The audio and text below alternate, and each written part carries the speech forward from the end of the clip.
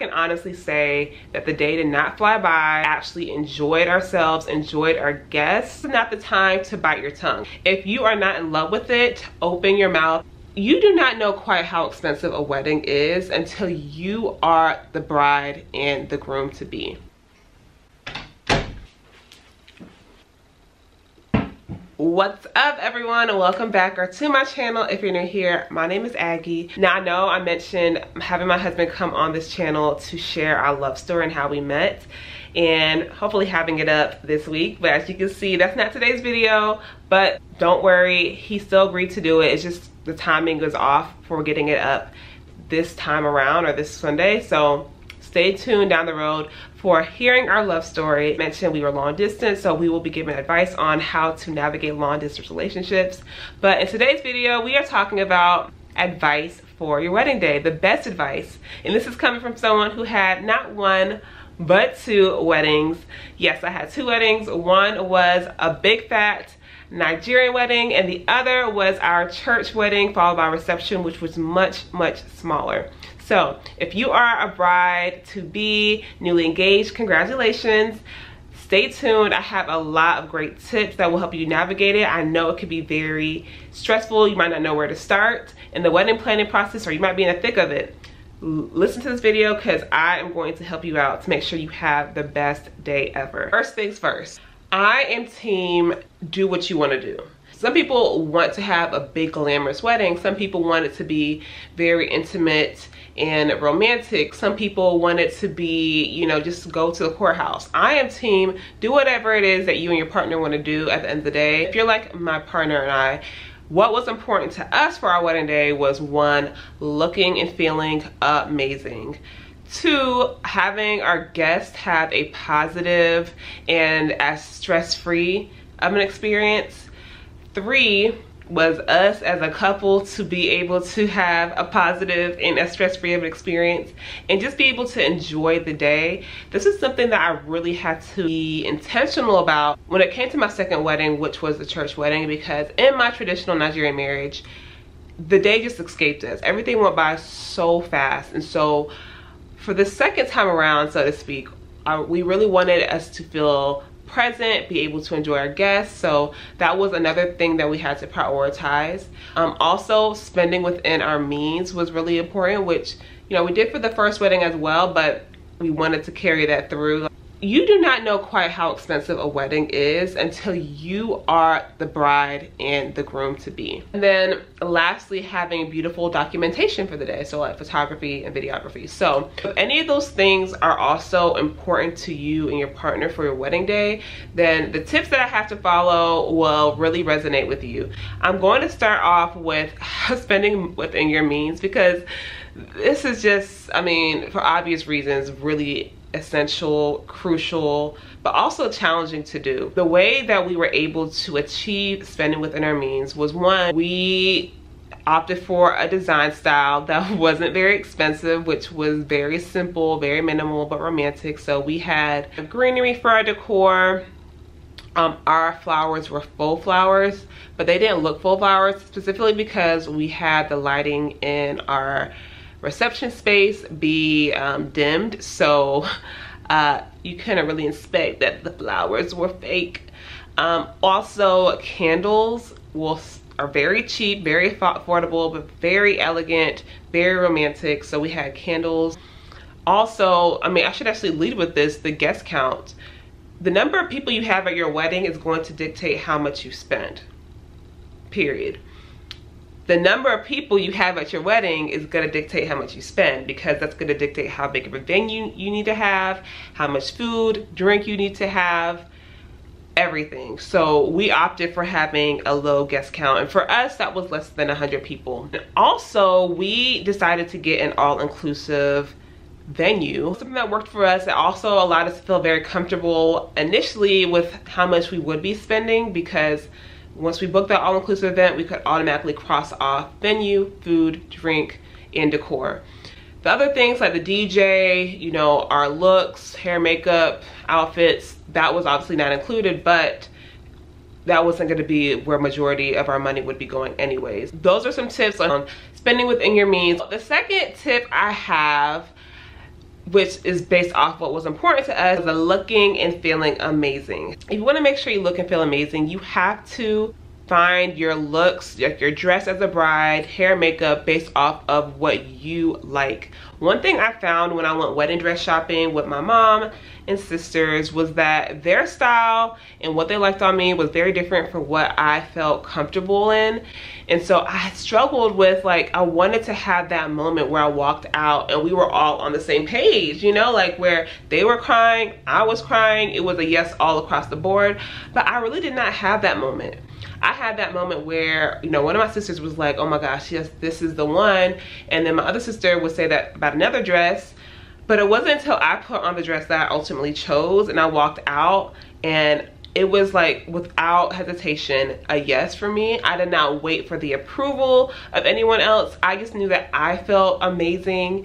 I felt ethereal. I felt like me. And that's all that mattered. And I say that knowing that my dress was not the most over the top, was not the most glamorous, was not the most jaw-dropping dress, but that's okay because I liked it. I loved it actually, and it made me feel amazing on my wedding day. Same thing with my hair and makeup. I did a lot of research for a makeup artist that would be able to do my makeup well. Go ahead and invest in a makeup trial. You do not want to gamble day of. And I was very vocal with both my makeup artist and my hairstylist with what I wanted tweaked when they did my hair initially, and even the day of.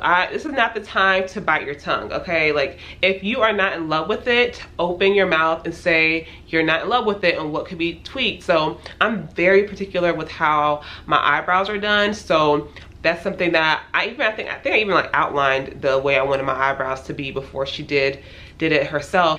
I say this all to say, make sure you are advocating for yourself when it comes to how you look. The next thing, having your guests have a positive, stress-free experience. So for one, I had to get a day of coordinator. We did not have a wedding planner, but we did have a day of coordinator, which I feel like is a non-negotiable.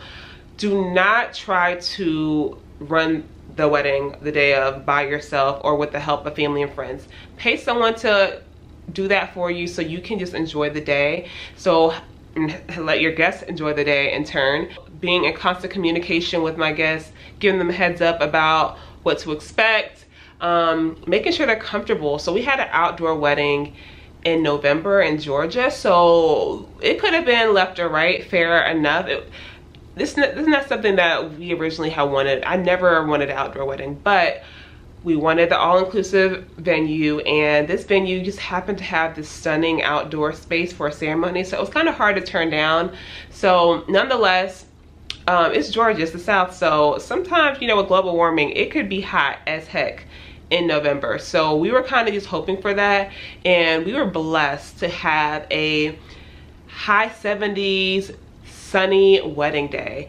But just to be on the safe side, we had as party favors that were in each of the guest seats for the ceremony little blankets that said to have and to hold in case you get cold. And those party favors, they were a hit. Not for the ceremony because it felt really nice outside, but for later on throughout cocktail hour and even the reception, we had an outdoor bar, so people were going outside to refill their cups, and then the actual reception was indoor. But I saw a lot of my guests have their shawl, they weren't really blankets, they were more so shawls. They had their shawls wrapped around them, and they were just a neutral color that you can wear, you know, to other events or just have as a keepsake. So that was something that we did to make sure our guests were comfortable, but also making sure they were well fed, that the drinks were flowing. I may have a hot take in believing that there should be drinks at weddings. Like, yeah, preferably an open bar, because guests are traveling near and far and you want them to have a good time, not unless you know majority of your guests do not drink.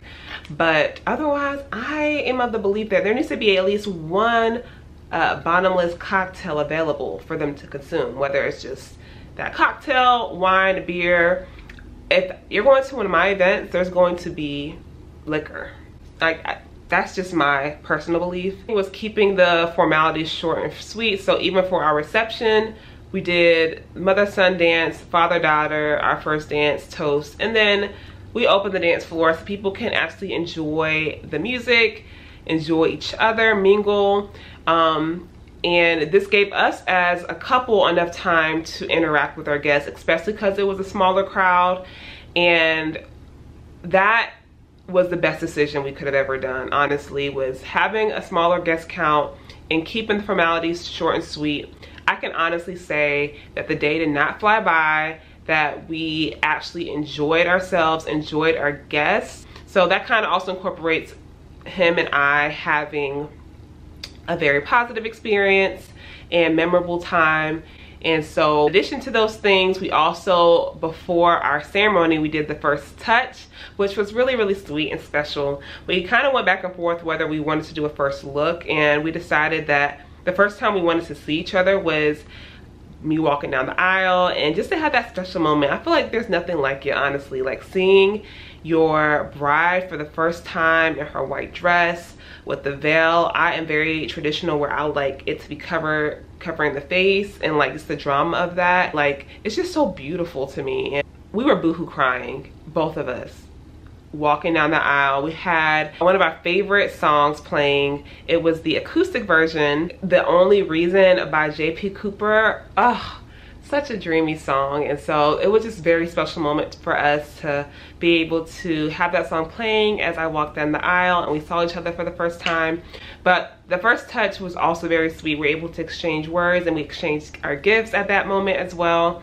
The other thing that allowed us to really enjoy the wedding day and ourselves was not feeling rushed throughout the getting ready period. So I had a shorter or smaller bridal party. We had a smaller bridal party. It was just my two sisters and my best friend that were my bridesmaids, and then he had his two brothers.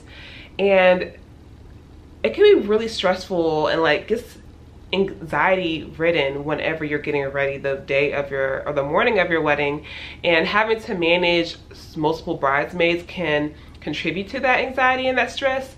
So I would encourage you like to maybe consider having a smaller bridal party, or maybe not even having a bridal party and just having your best friends see you once you're ready.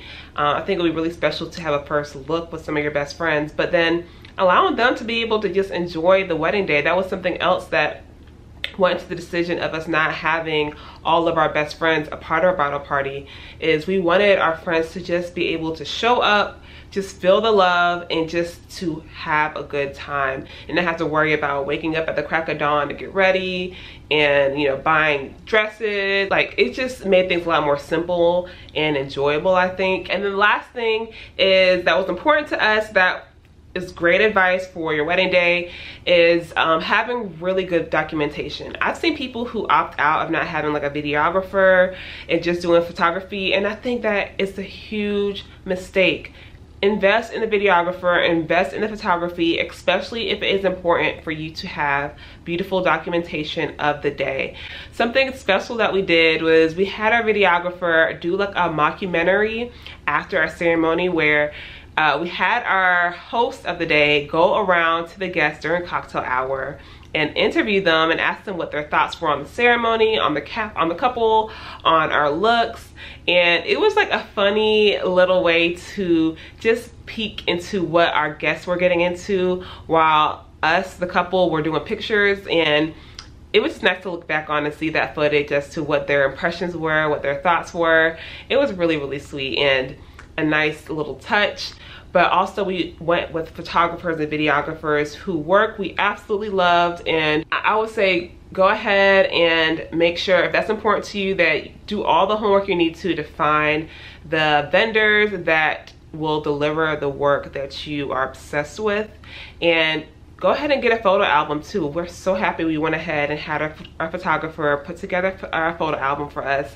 It made things so much easier for us, and it was something to look forward to post-wedding, is just getting that photo album and also like getting the final video from our videographer just to relive those memories. Is super, super nice. The camera's about to die, so I'm gonna end this here. Let me know if you're getting married down below, what advice you love the most from this video. Let me know if you've been married previously and what advice you would give to a future bride-to-be. I hope you guys enjoyed this video so much. Thank you for clicking on it, and I'll see you guys on the next one. Bye.